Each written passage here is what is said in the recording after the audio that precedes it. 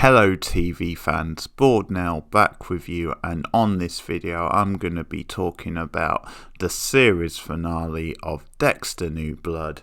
The episode is called Sins of the Father, and when I say series finale, I really do mean series finale, because I think this is it now. As far as this writer is concerned, then that's it now for the Dexter character. I mean, for those of you who haven't seen this finale, then obviously full spoilers from the start, but for those of you who have, then you'll know exactly what I mean, because this episode and the end of the episode leaves absolutely no doubt. It puts a bow on the whole thing, not just this series, but a bow on the whole Dexter story.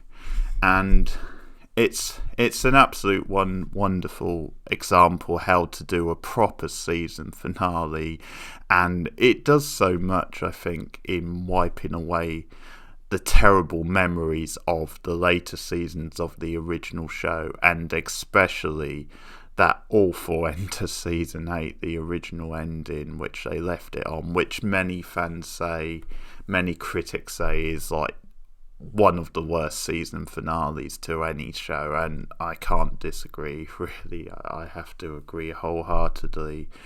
And this was a great send-off, I mean, for the character, and it was a really great final episode with lots of drama, lots of tension, and some great character moments. And I think also, for the most part, in this comeback season, there has been some nice nods to the original show, and they've worked it in quite nicely. I like the sort of now how they like brought in like true crime podcasts, and then obviously the Molly character talking about like the Bay Harbor butcher case, and that's how this episode opens, with Angela like listening to her podcast again, and obviously she's worried because Molly's gone missing. We know that Kurt's killed her from the previous episode. But I think that's another thing, and it's certainly true in this final episode, the way things play out, is that they've actually done, for the most part, a good job of incorporating moments from the original show and storylines, and they brought it all back around very nicely. I like the whole idea of them going back to the Bay Harbor butcher case from the sort of first season as it was, and how, because there's this whole thing that was left sort of unsatisfied, because obviously Dexter, framed Dokes all the way back in that season, and then there was lingering doubts. And I like also that they bring up the whole Legata thing with Angel, when Angela talks to Angel in this episode over the phone, and she's piecing her case together against Dexter, and how that gets brought up about how Angel even says, well, for a long time I thought Dokes was the Bay Harbor butcher, but then I started to have my doubts as time went on. And he talks about how Legata was convinced that it was actually Dexter and not Angel. Sorry, not Dokes. And how, Legata ended up dead. And it's when Angela says, did they ever find her killer? And there's a pause, and Angel realised, well, actually they didn't. And maybe that leads to more suspicion. And then we actually have a pretty great moment where Angel actually finds out that Dexter isn't dead after all, because Angela emails him a picture of them together like a month ago. So that confirms to him that Dexter's still alive, and at that point Angel, his mind must be racing, and he gets the Legata's case files, and he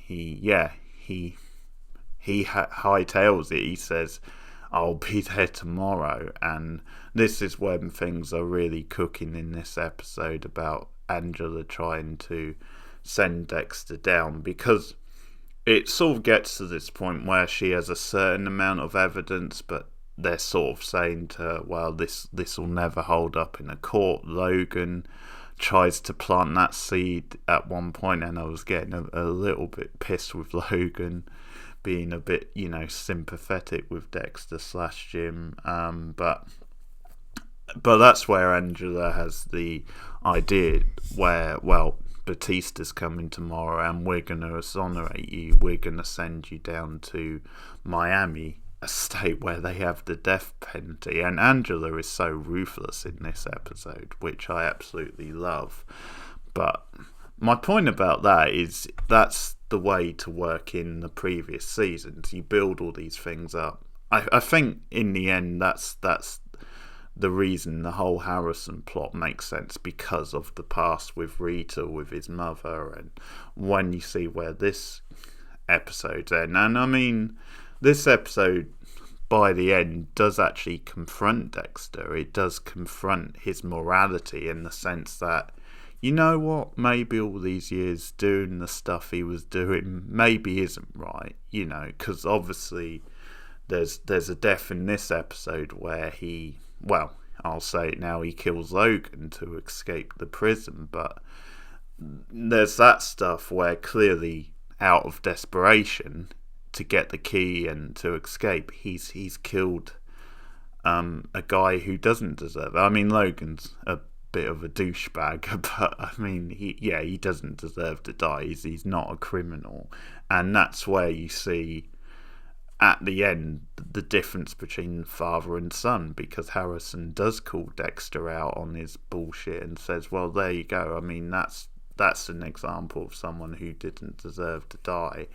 And I think this is where it gets all murky with the Dexter character, because for a lot of the time over the years, over the seasons, he has been killing off people who sort of deserve it, although you can argue then that's not the right way to do justice, stuff like that, and certain of them maybe deserve to die more than others, but within the confines of the show, he is like this sort of cool, like, anti-hero type thing, and yeah, he I think it's justified through that, certainly in the early seasons, that these people he's killing are actually worse than him, and it is like a brand of justice. And obviously the whole format of Dexter early on was really like fascinating, really cool, and it had a focus before it became like too convoluted and just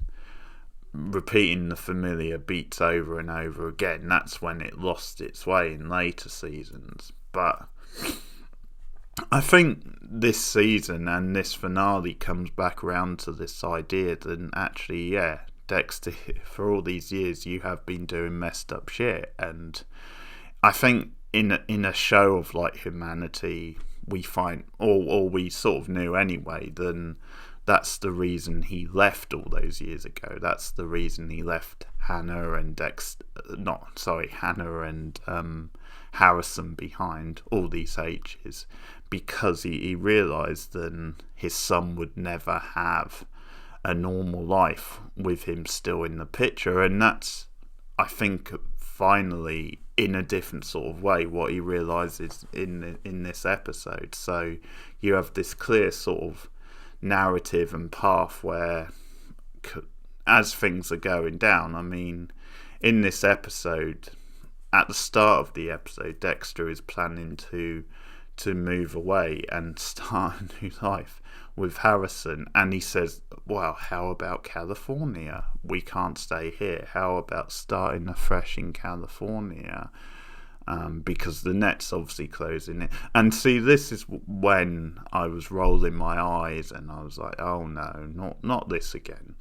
Because that's another thing about this episode, is as much as I was enjoying it and it was dramatic and tense and they were going through each scene and they were all really well done. I mean, the interview scenes with Dexter and Angela were like really well done, because she does arrest him at the start of the episode and you get all these interview scenes. But as it was going on, I was nervous because I just had a feeling that they weren't going to do the brave thing. I had a feeling that they were going to find a way for Dexter to like escape and start a new life, and then are we going to then do another series in a different location, or what's going to happen? I actually wanted them to do the brave thing and actually confront it and have a decisive sort of ending at this point. So for a lot of it I was worried, and then obviously when he escaped I thought, oh no. I mean, that was a good scene when he like tricks Logan, like brings him something and then starts strangling him. And it's sort of the turning point in a way for what happens at the end of the episode, because he tells like Logan to give him the keys, don't be a hero, and that's actually a good moment for Logan, because he actually does go out heroically, because he doesn't give Dexter the keys. He grabs at his gun, he shoots at him and he misses, and Dexter actually kills him. He strangles him to get the keys. So that's a turning point, because later on Harrison figures out then his dad must have killed Logan, because he called him from his phone and he sees that he's got someone's blood on his hand, and he gets his father to admit that he did sort of kill him. And that's like the turning point, because Dexter is saying, I had no choice, and obviously Harrison calls him out on it.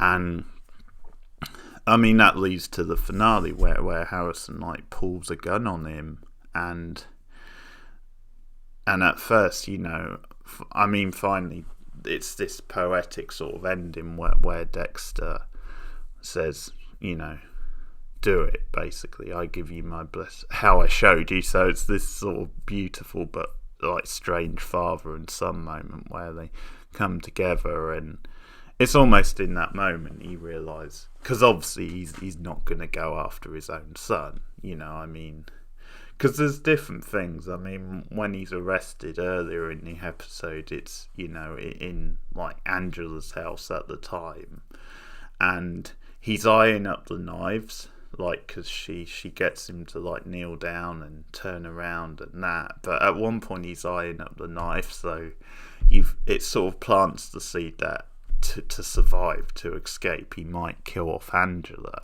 But then Logan comes in the other way with a gun, so he's basically cornered. But so there's that. But obviously we know he's not actually going to go after his own son, and because at one point he realises that the thing isn't on, so he says, that's, take the, I can't remember the name, but make sure it's loaded and it's set to shoot how I taught you. So it actually turns into this poetic sort of moment, and Harrison kills him, and there's a big sort of pause, or he shoots him, and Dexter bleeds out, dies. But there's this long pause where, again, I think this is good writing, because it plays with your expectations, because you start to think, wow, he's going to get out of it somehow. Someone's going to show up and stop Harrison from killing him, or something else will happen, or Harrison just won't do it. But he did it. He shot his dad. Dexter dies. Pretty much. I mean, it seems pretty clear that he is dead at the end. And it's such a beautiful ending. Angela shows up, and she actually, covers for Harrison and says, get out of town, basically. I'm going to let you escape.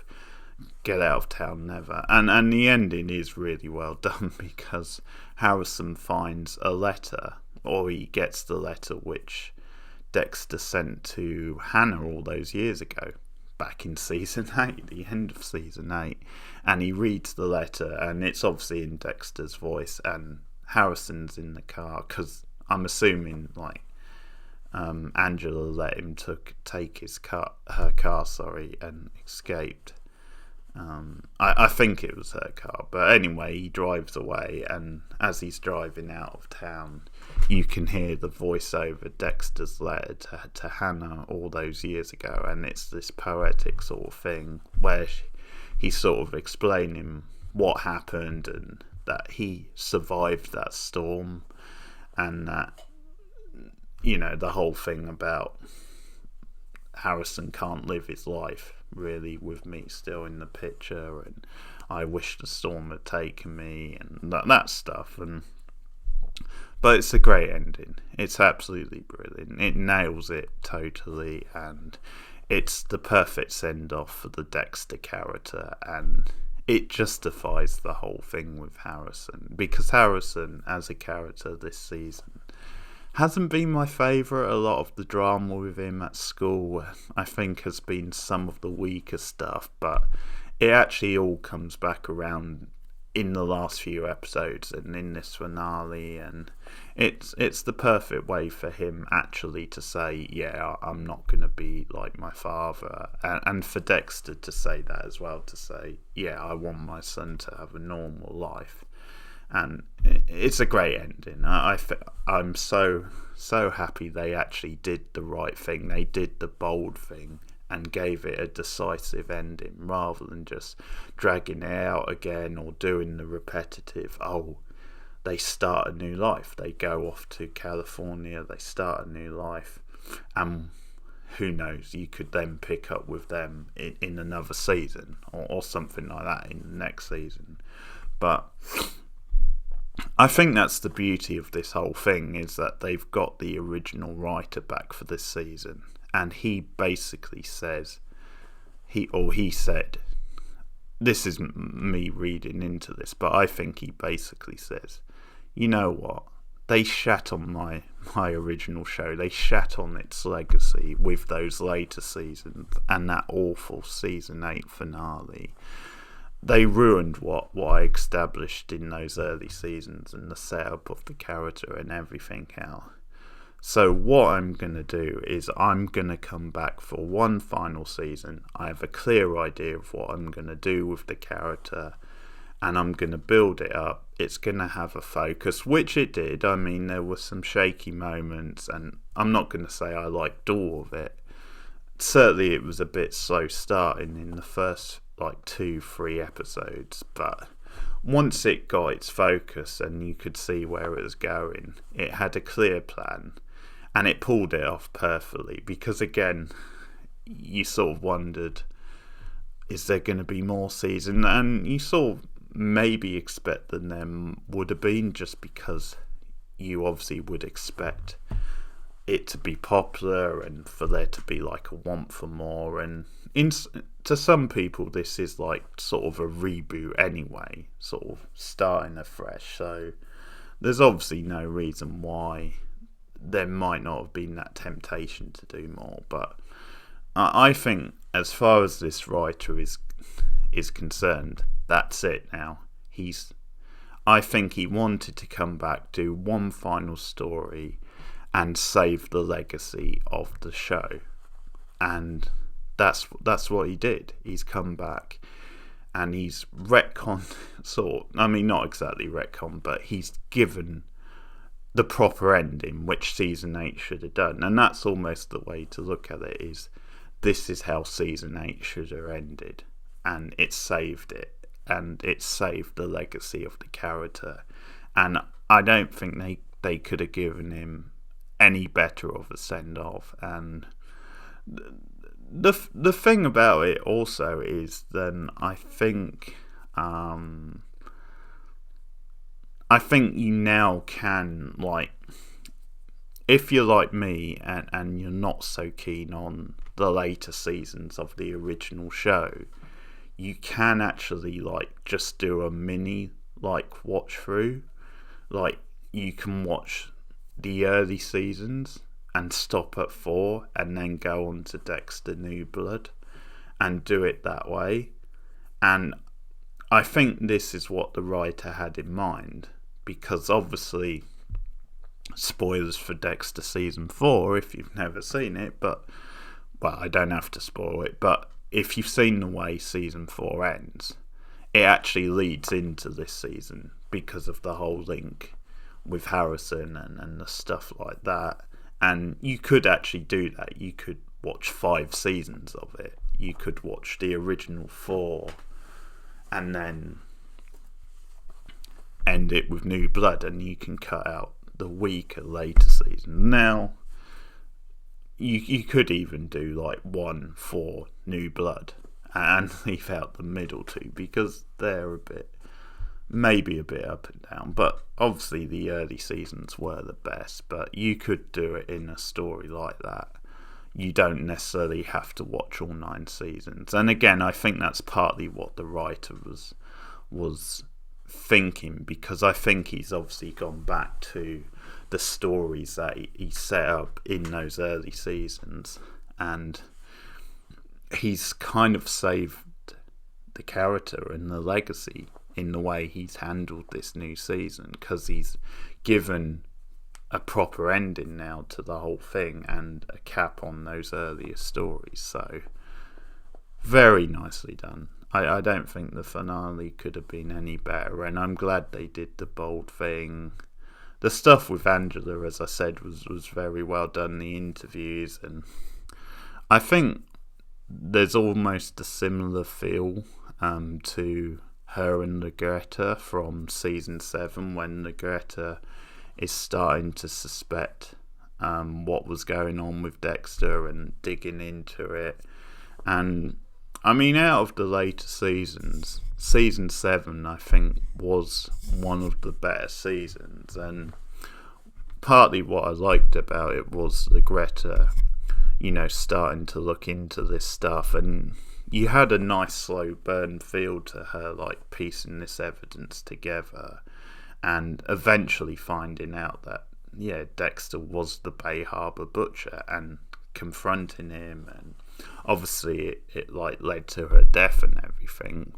But the thing is, when this show has worked at its best has been when it's had that slow burn, mystery type feel, because that's why some of the early seasons, and like the Trinity season 4, was so effective, because you do have this focus of this case of the season, and you have like a villain of the season, and a brilliant one in John Lithgow in that season, and that sort of becomes more of the focus, and you get a slow burn back and forth between him and Dexter. And I mean, obviously in this season you had like a satisfying villain with Kurt, and although I thought maybe he was killed a bit prematurely last week, I definitely enjoyed the rivalry with him and Dexter.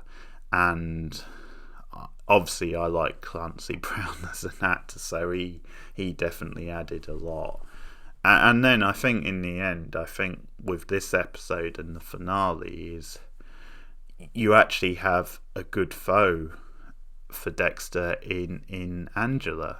And again, I think it links back to the Greta situation nicely from season 7, because Angela's proactive. She digs more into this, and I think that's where the true crime stuff and Molly pays off well, because in the end she uses that as part of her inspiration to like find Dexter out and find out what's going on. And that's a good way to work that stuff into like a modern show. But so I like that. I like the fact that it has that feel, and it makes you sort of care about Angela, and you're more invested in her. And I was sort of, for a long time, I was like, oh, he's gonna slip away, and he sort of did when he escaped. But obviously, as Deb says to Dexter at one point in this episode, she's not going to go away. She's going to keep hunting you down. And Deb was exactly right. And obviously what happens at one point is Dexter gives Angela the location of all these bodies, that all the women who Kurt has killed, and he stored them, and she finds them, and it's obviously shocking and terrible, and she calls in like the FBI and a big raid and everything. But just because of that, that's not going to stop her from going after Dexter, because I think at the end of the day she still knows, and she's convinced that he killed Matt, just because he's given her all these other female victims who Kurt killed. But there's something beautiful about that as well, in the sense that's the crux of the whole thing in Dexter's mind. It's almost like, to him, he's saying to Angela, look at this, look at all this terrible stuff Kurt has done. He's the real monster. And it's a way to, like, again, justify what he does, and says, there's your real villain.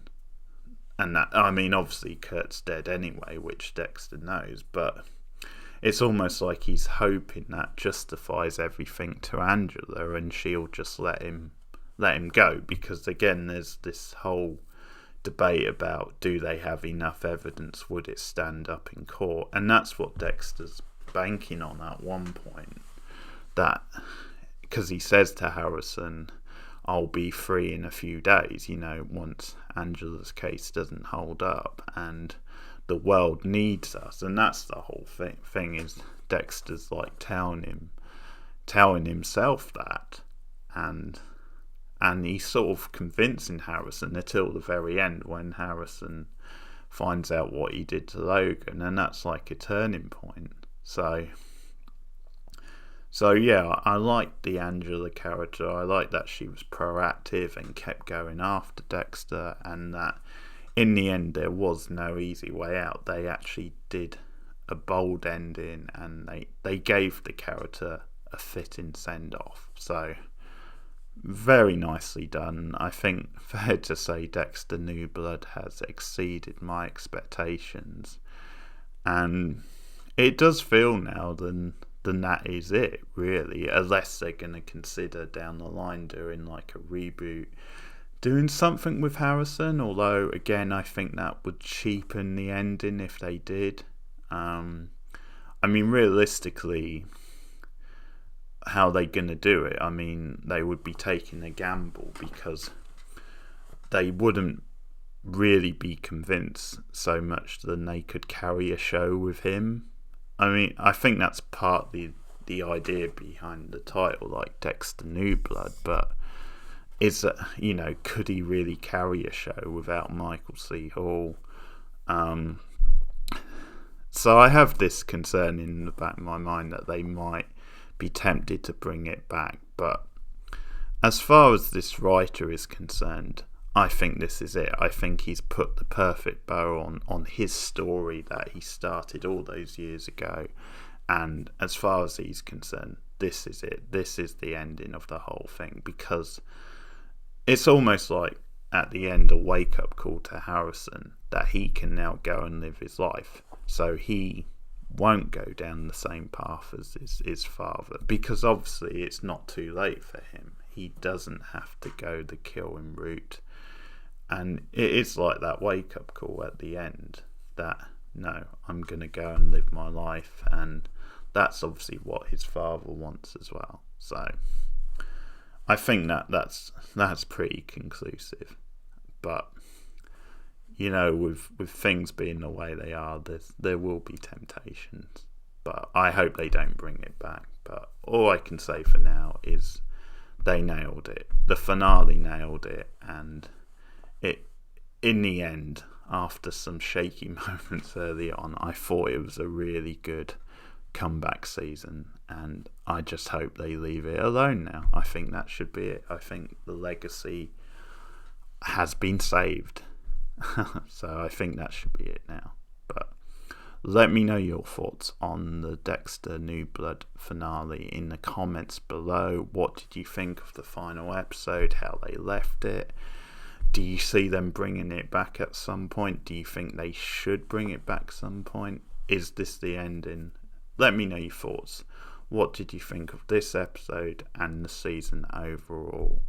And yeah, general thoughts. Please like and subscribe. As I said, you can share me out on social media. You can also ding the bell on YouTube for more notifications. And for more content, for a bit extra content, you can support me on Patreon. So that's patreon.com/boardnow for some extra stuff, some like commentaries, some top 10 style videos, various things. So you can support me there. And I think actually what I'll do is, I'm not sure when, but at some point I will actually do a Dexter ranking video, like ranking all the seasons of the show, because it feels like a fitting thing to do now with New Blood and the ending and stuff. So I'll do. I mean, I might work on it this week, but look out for that. So, and look out for more TV reviews from me. So take care, guys, and I'll see you soon. Goodbye.